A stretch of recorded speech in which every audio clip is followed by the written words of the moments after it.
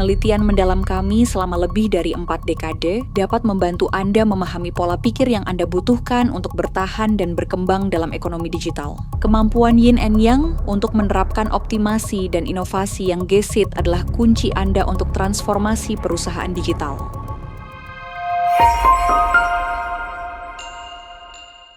Dalam episode ini, kita akan mengeksplorasi perubahan yang sekarang sedang berlangsung dari ekonomi industri ke ekonomi digital. Karakteristik tantangan dan peluang dunia baru, kita sangat berbeda dari karakteristik yang telah kita kenal di era industri. Lanskap bisnis baru telah menjadi tempat yang berbahaya bagi mereka yang gagal beradaptasi dan tambang emas virtual bagi mereka yang melakukannya. Anda harus mengetahui masa lalu untuk memahami masa kini. Jadi, untuk memahami dunia kita saat ini, yang kita sebut sebagai ekonomi digital, kita pertama-tama perlu mengetahui apa yang terjadi di masa lalu, yang kita sebut sebagai ekonomi industri. Mari kita mulai dengan melihat PDB Produk Domestik Bruto Dunia. Bank Dunia mengukur PDB dunia dalam dolar AS konstan. Nilai dari semua barang dan jasa yang diproduksi oleh semua negara di dunia dalam 1 tahun. Nilai PDB dalam triliunan dolar diukur pada sumbu vertikal.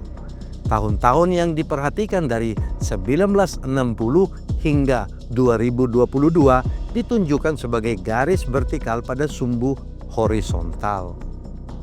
Garis putus-putus merah menandai tahun 2000. Tahun terakhir abad ke-20 menandai akhir dari satu era dan awal dari yang baru. Beberapa menyebutnya sebagai akhir dari industri 3.0 dan awal dari industri 4.0, awal dari ekonomi digital. Andrew Tani Research melihat fenomena ini sebagai bukan akhir atau awal. Sebaliknya, ini adalah keadaan yang terus berubah, yang didorong oleh teknologi. Pergeseran terus-menerus dalam karakteristik tantangan dan peluang dunia kita. Sekarang perhatikan dengan seksama berapa tahun yang dibutuhkan dunia kita untuk memproduksi barang dan jasa senilai 10 triliun dolar. Untuk pertama kalinya, 19 tahun. 10 triliun kedua, 10 tahun. Setengah waktu. 10 triliun ketiga, 6 tahun. Jelas mempercepat. Tetapi kemudian lihat apa yang terjadi pada putaran berikutnya. Krisis Asia tahun 1998. Memang mesin kita sedikit melambat. Kita membutuhkan 8 tahun untuk itu. Hanya untuk pulih dengan luar biasa. Kita membutuhkan waktu kurang dari 3 tahun untuk menghasilkan PDB dunia senilai 10 triliun dolar kelima. Akselerasi lainnya menghasilkan 10 triliun ke-6 dalam waktu kurang dari 2 tahun.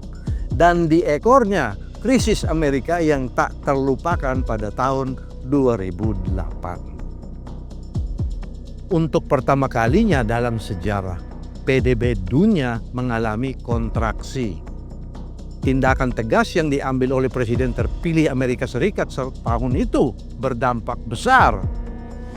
Sekali lagi, dunia kita membutuhkan waktu kurang dari 2 tahun untuk menghasilkan 10 triliun dolar ke-7 dalam PDB.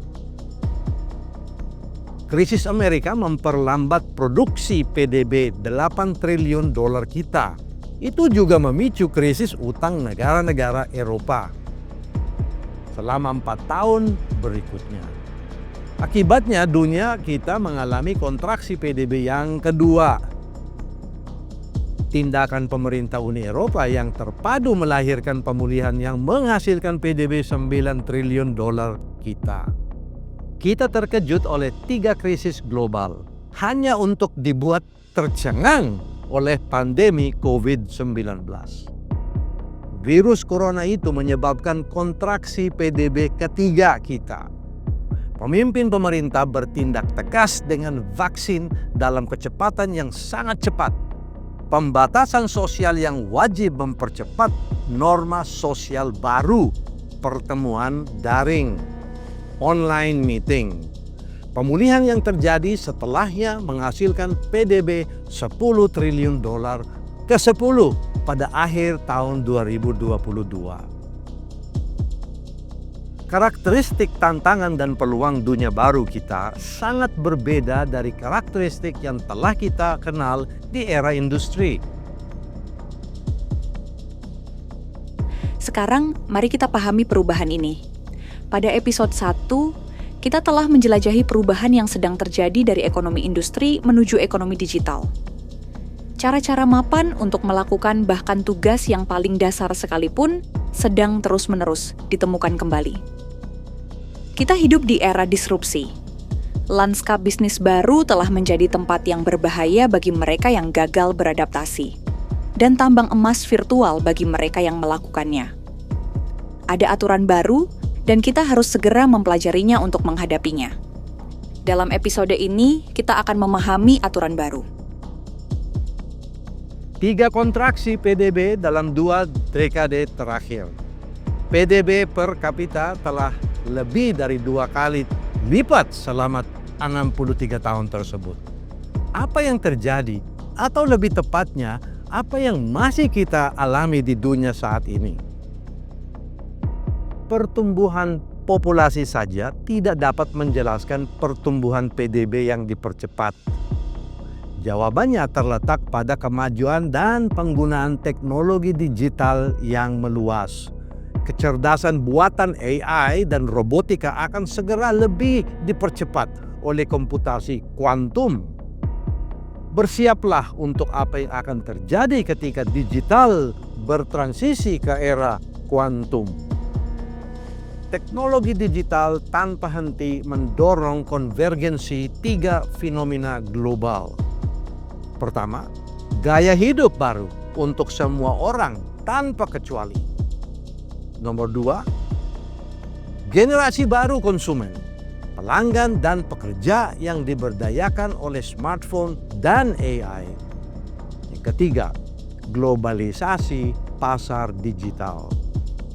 Pelajari aturan baru di era digital yang masih kita jalani. Pelajari untuk menerapkan pola pikir yang tepat untuk aturan baru tersebut sekarang. Jika tidak, mungkin akan terlalu terlambat bagi bisnis dan organisasi Anda untuk mengatasi tsunami perubahan di era kuantum. Anda perlu mengatur untuk keunggulan bisnis. Organize for business excellence.